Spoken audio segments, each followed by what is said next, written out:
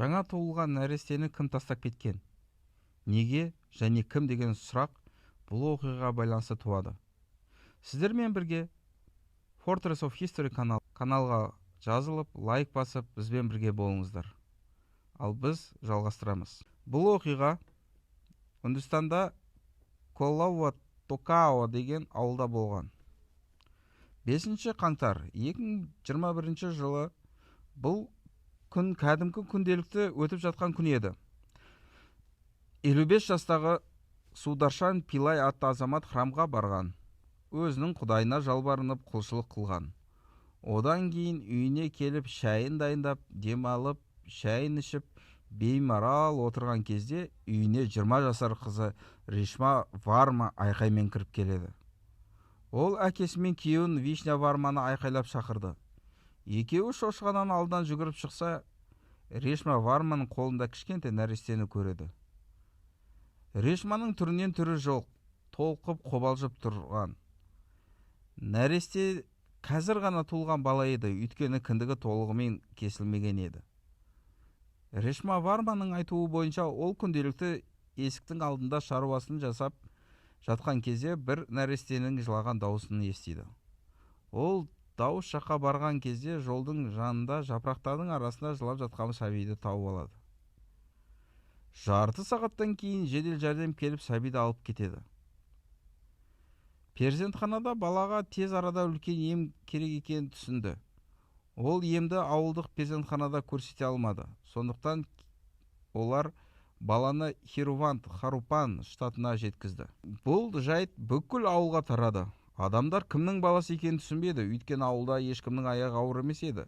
Аяғы ауыр келіншектердің ешқайсысы босанбаған еді. Ауылға полицейлер иттермен келе бастады. Олар бала табылған жерден бастап іздестірді. Іздестіру барысында өкінішке орай олар ешқандай ілмек таппады. Ауылға тілшілер де келіп өз жұмыстарын атқарды. Ал перзентханада баланың жанын сақтауға күрес жүріп жатты. Өкінішке орай сәби келесі күні 6 қаңтар кешкі мезгілде өмірден қайтты. Себебі перзент жапырақтардың арасында біраз жатқан. Жапырақ және басқа да кішігірім қоқыстар баланың тыныс алу мүшелеріне кіріп, инфекция тарап, кішкентай жүрегіне әсер берген. Бұны естіген ауылдағы тұрғындар қайғырды. 4 жасар қызы бар Ришма Варма да қайғыдан жас төкті. Бұл оқиға баланы тастаудан адам өлтіру қылмысына айналды. Полиция, денсаулық сақтау министрлігі, жергілікті халық бәрі қосылып бұл сәбидің ата-анасын сол ауылда, жақын ауылдарда іздестіре бастады. Олар жаңа туған аналарды, перзентханада істейтін қызметкерлерді сұраққа алды. Бейне камераларды қарап шықты. Олар бірнеше адамды күдікке алды. Бірақ қайсы екені және бұл адамдардың ішінде бар ма жоқ па сәбидің ата-анасы олар білмеді. Сонда олар күдіктілерден қан алуды шешті, ДНК шешімі арқылы табу үшін. Күдіктілер саны көп еді. Көптеген тексерулер, сараптамалар жасауға тура келді. 5 ай өткеннен кейін күдіктілердің ішінен сәбидің анасы тапты. Тапқан кезде бүткіл ауыл таң қалды. 22 маусым 2025 жылы сәбидің анасы тұтқынға алды. Оның анасы сәбиді тапқан келіншек Ришма Варманың өзі болып шықты. Оны осығанға дейін баланы құтқарған қаһарман деп есептеуші еді, енді ол қылмыскерге айналды. ДНК тесттен Ришма Варма және оның күйеуінен болған сәби болып шықты. Бұл жағдайды күйеуі беймәлім болған. Оның айтуынша әйелінің аяқ ауыр екендігін де білмеген. Өйткені үнді қыздардың киетін дәстүрлі киімдері бос және кең болғандықтан ешкім және күйеуі де байқамаған. Оған қоса күйеуі көрші ауылда жұмыс жасаған, көп уақытын жұмысында өткізген, кейде айлап үйге келмеген. Ришманың достары ешқайсысы қыздың аяқ ауыр екендігін білмеген. 9 ай өткеннен кейін 5 қаңтар күні таңертең Ришма дәретханаға барып қызды босанған кейін тауып алдым деген. Неге? Қандай себеп болды? Баланың не күнәсі бар деген сұрақ бүкіл ауыл тұрғындарын қынжылтты.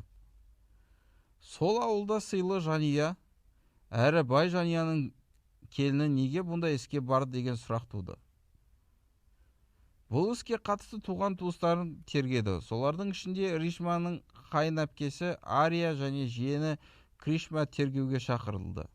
Олар 24 маусымда келу керек еді, бірақ келмеді. Полиция оларды іздеп үйлеріне барды.